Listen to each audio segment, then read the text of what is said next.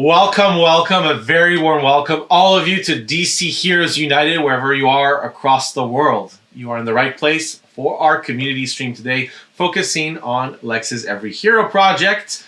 Host and presenter, Eduardo, I'll be accompanying you throughout this community stream. Now, what we're going to do first, production is going to put up on screen the run of show for the day. We got a little nice surprise, though, before we dive into that. Like, if you look at the bottom, I can see what you say. So look at the vast technology. So I'm looking forward to chatting with you, literally. So yes, looking forward to today's show. Hopefully we're going there. But today's show, right? We're gonna look at featured character today, Lex. A lot of you really enjoy Lex's presence in the show. Really enjoy Lex's presence in the game. Want to make sure you get some advanced strategies regarding the character. Then we're going to look at one of the hardest challenges in the game, Robinson Park Gold. Even if you're very over-leveled, the Poison Puddle Challenge we know is one of the difficult ones, so we're going to give you those tips and tricks to clear it. And then after that, we're going to look backwards in time at the most impactful decisions that you as an audience have made in that first story arc. So what decisions had the most impact coming from you. Also, if you've noticed, we have some new stickers available. I've spotted one of them in chat already. See if you can find them all. We'll let you know all about that when we discuss the event we have in place. But start us off, a recap of what DC Heroes United is all about. It is about you. You collectively are determining how Superman, Wonder Woman, and Batman, they work together and how they handle the challenges that they're facing throughout our story, with the eventual formation of the Justice League. It is the story of these heroes told on you, empowered by you. Now, first story arc concluded, but remember again, your actions in Lex's EveryHero project are what's going to now influence our story. So, you need to be aware of the game and how to survive in our runs and unlock more maps in order to do that. So we're gonna, look at those tips and tricks, all that good stuff together. The first thing, we're gonna dive straight into talking about one of the fan favorite characters, Lex. Lex is available as a character pretty early on. You probably unlocked him quite early. And we found that a lot of you really like using his energy blades. And again, that base ability of the energy blades are those, we believe a lot of you are familiar, circular green photon sabers that are rotating around him, and it's one we recommend in a lot of hero builds as well, beyond just Lex. Now, to power them up, you need Attractor. Attractor is that skill that's allowing you to absorb XP gem, but also power-ups from afar, which makes sense, right? You're dispatching those enemies close to you, so you might be a little bit further from what you need to pick up. You want to hoover it up. Now, if you get Energy Blades level 5, 1 level Attractor, you get the evolved ability Photon Sabers. I believe a lot of you know that, so what we're going to do, we're going to focus on more Lex, what makes him special, what makes him tick. Because Lex is an all-rounder character. We're going to have that up on your screen, of course, in just a bit from our production team. But like you could see there, of course, Lex in action. Now, Lex, kind of average attack, defense, HP, speed. Very similar to how we saw Blue Beetle. So again, he's a decent main character to choose from. Now, as a result, his specialty is strategic, but sometimes hilarious, especially once you level up Lex, get to level 60, the enemies get knocked back even further away. Now, the question is how to best use this specialty, right? Because you don't really want Lex to take too much damage. After all, you're trying to survive. But the knockback effect essentially has to be that protection mechanism. So at level 2, Energy Blades already work well with the specialty. What we want to aim for is to turn Lex as much as possible into a tank. And if the hits hurt less and less, then that's where the knockback gives you more survivability, more of a chance to survive those enemies. And this is, again, passives are what matter the most, right? Health boost, regenerate, armor. That's the free part combination of passives that are going to help Lex stay alive, help that knockback effect. And essentially, as a result, the active abilities that deal damage will go nicely in flow. And of course, health boost, regenerate, armor are linked to Batman, Wonder Woman, and Superman in a way. So you probably want to get the active abilities from those characters, level them up to level 30. You round it out with Attractor, because that evolves in energy blades and gets you that XP from afar. So we're going to kind of explore with the builds for Lex with that in mind, right? But equipment's actually pretty key for Lex, because even more so than the other heroes, he's more likely to want to stay in place as the swath of enemies, impale themselves on his energy blades. So that means that you want key equipment. Lex Core Belt being one of the most important, because Lex is pretty weak to projectile damage, right? You got a lot of close range. I can deal with the problems that are right around me, but projectile is much harder. So you want Lex Core Belt to reduce that damage. You want Amazonian Belt, because that can avoid Lex being comboed out. Once he's hit, he gets an increased defense. You can combine that as well with Lex Core Wrist Guards, which you see there on the screen. One of the best pieces of equipment in the game, honestly. It heals you up when you pick a power-up. One of my favorites, frankly. One I use on my main character. And then finally, the Amazonian Helm gives you like a nice little bit of an increased defense across the board. Lex is more resilient. So there we go. That's kind of the lay of the land where we're at. What we're going to do, we're going to talk about the first Lex build I recommend to you. And that's going to be here on your screen. You got your energy blades, your lasso of truth, heat visions, batarang, canary cry, combined with attractor, health boost, regenerate, armor, shield. So you got active ability linked with their passives. And then the equipment that we recommend, LexCorp Pendant and LexCorp Wrist Guard. So this is the recommended first build for Lex, the tank build. It's less about dishing out damage and more about resisting it as much as possible. We're actually going to check that out in action right here on your screen. I'm actually going to look at this with you. So the biggest advantage of kind of this build is that it's very easy to set around, right? When you choose those active abilities and those passives as a loadout, it doesn't really matter what you pick, the order, whether you level up an ability, whether you take a new one, because they're all immediately useful. They all make Lex progressively better as you go without needing to like survive in the middle levels. They're all going to help you out right away. And the equipment that you put is going to help Lex be nice and healthy, right? Because credits that come from LexCorp Pendant are considered power-ups, so the Wrist Guard then provides healing. So as you can see here, by the way, on your screen, you see Lex kind of getting those active abilities one by one, increasing the loadout. So as they get new, like Lasso of Truth, they get added. And even at level 7 here, you can see that Lex is easily capable of dealing with enemies. Of course, Lex is a lot more powerful here than the enemies on screen. But because of the wide range in which you can deal damage, it's easy, for example, to pull back if you need to kind of like lead them. So this is a very versatile build for you to kind of get the job done. So you can kind of see here, Lex going around, escaping things like as we power up. But all of these, eventually, Lex is going to take a little bit of time. But you see Lex at low health here, right? If you think about that equipment, if you think about those drops, things like you take down an elite, they drop a ultimate charge that heals you up. They drop credits that heals you up. A box comes down that heals you up, even if it's not healing, right? The equipment's helping you get to this later stage. And as you can see here, when you're level 20, you start getting like a tractor, for example, and then it's just over. Like Lex is destroying enemies from super far out, doesn't have to worry about much. Pretty much regenerates in the tank build, either through revival or through regenerate, kind of doing its job. Really, this is my no-brainer build for Lex. This is a recommended one I have. You don't want to think too hard. You're watching a show. You want to get your daily quests, daily goals in, rather. You want to get this done. This is it, right? You're watching a show. No-brainer build for you. We're going to move on to build 2. Build 2 is more, it's going to be more of a focus from you. So, get to see that up on your screen. Energy Blades, Lasso of Truth, Beetle Drone, Corrupted Fate, that's the other difference, and Heat Vision. But that passive loadout's also different. We have a Tractor, of course, Health Boost, but also Gauntlet and Battery with Regenerate. So this is a build with more active maintenance, but it will turn Lex into a monster damage-dealing machine. So less to tank and more on damage that are gonna and wipe mobs from across the map on a consistent basis. What we're really looking for in this build, as a video is going to come up and play out showing it to you, is this idea of essentially passive combos. You got Regenerate and Health Boost, which is also in the first build, right?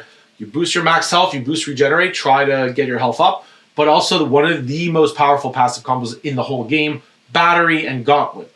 because as a result, that's going to make damage per second from Lex sky high. It's a really great build to absorb a ton of experience because you're dealing a lot of damage over time. Attractor's helping you kind of get those credit health pack power-ups, level ups later on too. The biggest challenge with this build is level 10 to 20 is probably going to be your toughest part because you will have increased your damage output, but not necessarily your defensive output. So you need to make sure that you dodge any projectiles that are coming away, you dodge the damage, you get rid of that in a way until you get to kind of that level 30 or higher. Because you have Corrupted Fate in this loadout, that means that one of these active abilities is going to come later. Usually because Lex is weak to projectiles, you probably still want Heat Vision. I would have Lasso of Truth or Beetle Drone be kind of the last one you pick up as a result. But yeah, again, on your screen, you can see that in action here. And we're seeing as well the ultimate aim of this build. Because I have a nice little nickname for this build that we're going to see once we get Lex all the way up to Corrupted Fate. But you can start seeing a little bit, right? There's a lot of circles going on here across the map. There's Corrupted Fate, and there's what I was trying to get at. This is the Vacuum Hoover build. Essentially, Lex is vacuuming enemies in, right? Huge Corrupted Fate circles. The energy blades, or photon blades in this case, kind of hoovering up enemies, hoovering up experience points, and getting all those power-ups, and just being able to kind of wipe enemies from afar. So that's really the ultimate build goal of this build. And look, I hope that both of these builds make you excited to play Lex again. I know a lot of you love the character, love playing with him. And I definitely noticed as well that if you've enjoyed like the past events with Dr. Fate and Cersei, this second build is going to be nice for you as well. So, I hope you enjoyed this little bit of a talk about Lex. We're going to talk about the challenge, right? Because we noticed that some of the challenges are difficult to beat. Well, we made them difficult to beat, right? We want to make sure that some of you have a good time trying to chase, essentially, those challenges. So, that is true even if your character is massively powerful. We're going to talk about one that I think I had trouble with. I know a lot of my colleagues had trouble with, and I suspect a lot of you at home had trouble with. So this is the infamous Map 2 Robinson Park Gold Challenge, no damage from poison puddles. So essentially with this, right, at this point, I think if you're watching the show, there's a high chance that Robinson Park is one of the maps you've done for a while now. It should be a lot easier. Maybe not, but for a lot of you, it probably is. But this is a difficult challenge regardless of where your characters are at. So for this challenge, there are going to be two strategies. The strategy one is for any character you're comfortable at, whatever your main is. And strategy two is a little more funky. We'll get to it, one specific character. But the main difficulty is that enemies that drop poison puddles appear at around minute 1, minute 1:15, and just relentless until the end of the map, including in that fight against Poison Ivy. So if you're taking on this challenge, it means that poison puddles, doesn't matter who your character is, what level, they're one-hit KOs. Even a revive can't save you. So it makes the level a lot harder. So we're going to look first at strategy number 1. So in strategy 1, you want to pick a superhero that doesn't have too much top speed, right? Someone with lower speed. Lex is good, Superman is good. Because you don't want to move too fast, right? If you're moving fast, then that's going to be detrimental because you could go over a poison puddle accidentally during movement. Not a great thing. So up to minute 1, get those level ups. There's no poison puddle enemies. You need to go fast and furious into damage. Get those things. But yeah, so I see a favorite hippo as well here. Poison puddles are harder for me than the projectile ones, which are pretty hard. Yeah, I mean, to be fair, on the hard challenges, the ones where you have to dodge all the projectiles are also quite difficult. We'll probably go into that in future shows as well, but the poison puddles really depends, right? So minute 1 to 5, poison puddle enemies will appear. So that's just going to happen, right? You need to take care, move with care. You can see it with Lex here in minute 8 as well. There's poison puddles anywhere because you've boosted the attack to attack from afar with the Hellfire Batarangs. So you can kind of see this kind of jittery movement. And this is going to be how it's going to work for you, is this, like, I need to be careful movement. Moving with care is key. So what you saw there with Lex are abilities that essentially have a wide range. Batarang, Reality Fields, Magic Vortex, Energy Blaze, anything that helps you not be in harm's way. Now, when you're trying to clear the challenge, right, there's only one good defensive ability because it's Shield. Shield is the only ability that allows you to survive a poison puddle hit if you do it by accident. You're clearly not doing this on purpose. So it doesn't matter how much health you have, doesn't matter how much it regenerates, Shield is the ability you want. And to complement Shield, Battery. Good compliment, right? Get that Shield back online and reduce the chances of an accidental poison puddle that can really ruin your survival run. Now, again, this is the second map, so thankfully, a lot of you will have characters that are a lot stronger, so you don't need to focus as much on their survivability. So, that's the big thing. One last little note. Elites in this level, the pink-red large poison plant elites, do drop poison puddles. The chest drops on top of the puddle, so give it 5 seconds. Give yourself that little buffer, and then protect yourself in that way, because you really don't want to collect that chest at the cost of losing the challenge. But again, hold the fort, get the Poison Ivy, dispatch Poison Ivy as fast as possible, dispatch the thorns she drops because those can be poison puddle enemies, and take it down. The nice part about this strategy is you might not succeed the first time, but this lets you try the level again and again, gets your daily goals in, gets your weekly goals in.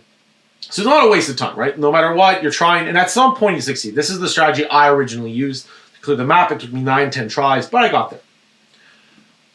The second strategy is more this is tiring me out, I just want to get this done. So, essentially, for this, well, this is best if you have very powerful equipment, because you're going to need to have a character that's a lot more powerful, but this is Black Canary. So, she has high speed and Canary cry by default, and you'll notice I'm talking about a character with high speed. The big thing is to collect, again, experience very fast in minute 1, get that priority, get Boulder or Energy Blades to complement Canary Cry. Then what you want to do when you get to minute 1 is you want to start running away. Get the chest that's in the middle of the park there, just to get those levels up in. And then from there, you're going to see the strategy come in. Essentially, Black Canary here collecting the chest. Get to a wall. So whichever wall is closest, whichever makes sense, just run away, get to a wall. The reason to go to a wall is that the enemies will only spawn from one side. So as you can see, Black Canary only has to worry about kind of 2 sides. She doesn't have to worry about the enemies circling her. They're only coming to kind of from this angle, right? So it's a little bit easier to dodge, interweave, escape, and you can kind of follow the wall as you go. And this is going to help you essentially do it. When we get to minute 5, you're going to see the kind of mid-boss appear. So at that point, get away from the wall, because otherwise the arena will be very small. Dispatch that boss. Keep doing it. Now, the reason you're running away by following a wall is that around minute 7, there's a huge wave of projectile enemies that are going to come up. And even if you're massively powerful in Black Canary and leveled, you're still going to take a ton of damage. So you can't stay in a corner to avoid the damage. You really need to kind of ride the wall in a way, hug the wall, ride it. And then fundamentally, as you can see, Black Canary has only got 9 level ups. She doesn't need much. And by the way, I see your message, Compose Leak. I want to see the next episode. I love this series. I know. We're actually, after this we discussed this challenge segment, by the way, we're going to dive into the decisions that you made. So, I want to see a lot of discussion on the show, a lot of those moments, because I want to make sure we talk a bit about the show as well. I know a lot of you enjoy the show, and so want to make sure that we give that good time. But yeah, as you can see here, Black Canary, 10 minutes in, gold challenge cleared. Nice little stuff. Good job done. So again, those are the strategies for Robinson Park Gold. Now, we're going to dive into game updates in a bit. We're going to talk quick tips first. So all these quick tips are equipment based. So quick tip number 1. Equipment levels are much cheaper earlier on than later. So when you increase an equipment, it gains an amount of attack or hit HP. But the cheaper, levels 1 to 10 are much cheaper than, say, 10 to 15, 15 to 20, etc. So it's better to have flat levels across the board rather than max a piece out. One exception for quick tip number 2 is that higher rarity equipment gets a much higher bonus for level up. So you do want to give that a little bit of a priority. And merging equipment is really that key to get these maps down more quickly. Quick tip number 3 you might have gotten equipment much higher, and you're like, oh, I leveled up this piece, but this new piece is much better. I think a lot of you know this, but you can always get the credits and materials by clicking on a piece of equipment and dismantling it, and it's free. So that way you can transfer over stuff. And then before we get to quick tip, we'll get to quick tip number 4, and then Twisted Ghost, I'm going to read your message. So again, what really is going to make equipment tick are those combinations that work strategically well together. We talked about the LexCorp Pendant combining with LexCorp Wristguard and LexCorp Armor, essentially credits turning into healing and damage. I want to see if you can spot some more. Look, I hope that you enjoyed the strategy talk for the game. We're going to talk about decisions. And Twisted Ghost, speaking of, yeah, the Wonder Woman one. So like, this is like one of the decisions that's currently open, is the closest one. I think all the others, you as an audience have seemed to coalesce around at least a specific preference. Of course, rallies could change things if you so choose.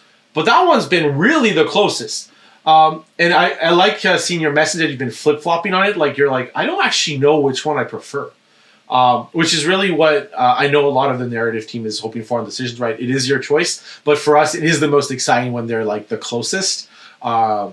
Because, you know, it's a lot of fun when it's like that. And we hope that you enjoy that as well. But we're going to look at their top decisions from the first story arc. So I'm going to load up number 3. I'm going to ask our production team to do that. We're doing top 3. I want to see if you in the audience can guess what the top 2 are. So third one was, how will Wonder Woman react to the cheetah attacking Dr. Fate? You chose quite massively as an audience to shield Dr. Fate. 69% of you chose for Wonder Woman to fight her friend defending Dr. Fate. A really nice decision that came as a lot of you got burned by the choice around the Fate Breaker that resulted in Black Canary's death. And Wonder Woman, you know, as a result, had to deal, as we exited episode 3, right, with the transformation of her friend, Dr. Barbara Minerva, into the cheetah. So because trickery didn't work, a lot of you, I believe, were like, well, the defensive option can't be so bad because we're protecting somebody, right? So it makes sense in the context of what we saw that that's where you went. So honestly, this choice made sense, but it also reset that relationship between Wonder Woman and Barbara Minerva, right? Wonder Woman is trying as much as possible to be diplomatic, as you saw in the show, in the narrative, in your decisions. So like, this maintains that diplomatic angle in a way. But yeah, so we're going to move on to position 2. There we go. Classic choice. Yeah, the 3 main protagonists. Which hero will reveal their greatest fear to seal the Tower of Fate? Half of you went with Batman. Now, obviously there were 3 choices, so half is quite a majority. But what this decision really did is it set in motion fate to center around Batman. And that's kind of a story that's told time and time again, right? With Wonder Woman, you have the weight of history. With Superman, you have the weight, in a way, of identity and reactivity. But with Batman, responsibility and fate really going together. Now, immediate impact of your choice, of your decision, it's not quite clear yet, right? But you know that it's going to impact how the story will evolve and the scenes that are going to play from it, right? That's really important. So the thing is, though, even I'm curious about this decision because I haven't really seen the storylines from there. I'm really curious to see what will happen. I don't know what the future holds here, but rest assured that your choice is going to impact, as it always does. Now, the number 1 choice, honestly, no questions asked for me. Very obvious because I see your reactions in the audience for this. It's the one that you cared about the most, that I see. Every time we had an episode where this choice had an impact, I saw you reacting. I saw you caring. Let's get that up on screen. Top choice number 1. How will Superman respond to Clark not being there when Lois interviews him? And then 2/3 of you, about 63%, went for admit he's Clark, which, you know, that was the choice that ultimately resulted in the 2 breaking up. But it changed the dynamic. It wasn't the end. It wasn't like a breakup. We don't see each other. No, they kept seeing each other. Over as the episodes did, they met, they re-talked, they reconfigured, they were reminiscing, they were asking themselves, can we do more? Can we do, maybe not. There's a lot of back and forth. Their relationship is still extremely dynamic, but it is dynamic based on the choice that you at home all made on them. So, we had a lot of alternative scenes as well, where you could see that the dynamic of the relationship was essentially oscillating in very different ways depending on what choice you made at home. And when I watched the episodes, right, when we're, that's the moment I'm like kind of, I'm curious what our audience thinking about this episode, right? I'm watching you in there. And I saw a lot of you cared about the outcome, cared about how the relationship was developing, wanted to see how it developed. And we're asking yourself questions like, how can we make sure we're together? Because a lot of you, obviously, it's love. You want to see the characters together. It makes a lot of sense. And again, it's a story that's been told time and time again over decades. So I hope that you have enjoyed seeing that decision pan out over the episodes and, pan out more. But that brings us to today's update. Today is the Valentine's Day event. So that celebrates the various relationships we have. We'll start with the one with Lois and Superman here that you can see up on your screen. But for the event, pretty typical event in Lex's EveryHero project. You get the usual prizes you expect. But on top of that, we have a special part for you to take just by taking part in the event. Of course, during the show, you've noticed that there are new stickers. I can see that you're using essentially Blue Beetle. Cyborg. My bad. But there's a few that are coming. You'll be able to see them on screen. Of course, you saw the Wonder Woman there. You see Wonder Woman and Steve. And of course, Batman and Alfred. Because, love takes many forms and is expressed in many different ways. And they are there for each other. That's not a discussion. Alfred and Batman, very important pair. So anyways, as we see there, the stickers that are available in our event. The event will last 1 week for you to try in Lex's EveryHero product. I do hope that you enjoy it.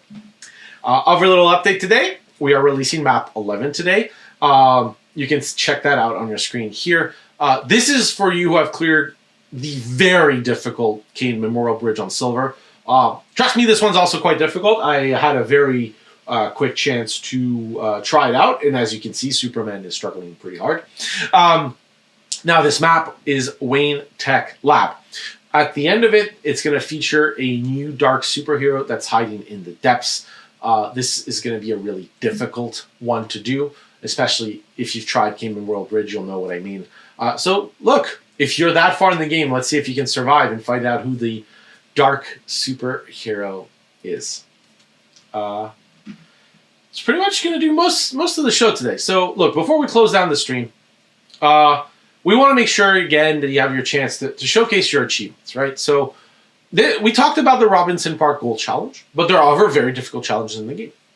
So, if you go to one of the maps on the screen, if you click like on launch in the map and take a screenshot, on the challenges that you're proud of, just mention it at us. We'll see your username. We'll see essentially the challenge that you're proud of. Definitely add us. I'd love to mention your name in our next community stream on Wednesday, February 26th. And Twisted Ghost, yeah. So, and it's okay to be behind on the maps. Like, the thing is, like, people progress at different stages, right? We have people that are like really far in and want that difficulty, but like, honestly, take the pace you have. It's okay. The thing to think about it this way, right, is the people who are quite far ahead, they got that one map to try out, whereas you got a lot more waiting for you, so there's more enjoyment waiting for you at the other end of the line. So don't feel too bad about being behind on maps.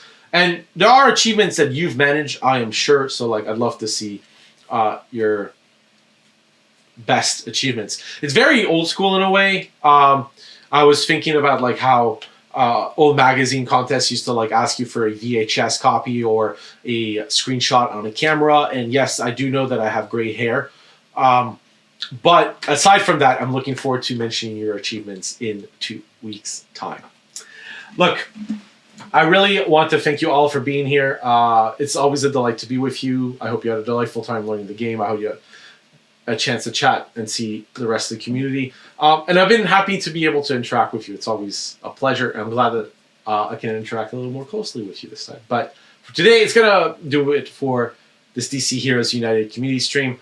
Again, story game. They evolve in the weeks to come. So your decisions are the last ingredient, because the story, to be fully written, needs you. Now, next stream, Wednesday, February 26th, noon Pacific. We're going to still focus on Lex's EveryHero project, new updates, new strategies, all that good stuff. Give you that opportunity to hang out with the rest of us. As the shows progress, we're going to also take more opportunities to highlight your good words. Make sure that we interact with you because we want to highlight the great stuff that you have been doing. So look, I hope to see you in 2 weeks' time at noon Pacific, Wednesday, February 26th. Meantime, please do enjoy the Valentine's event in Lex's EveryHero project for this week. We always make sure that there are updates, though, so check those out in the weeks to come. But I will see you in 2 weeks' time. Wherever you are around the world, I wish you a fantastic morning, afternoon, evening, or night. Do take care.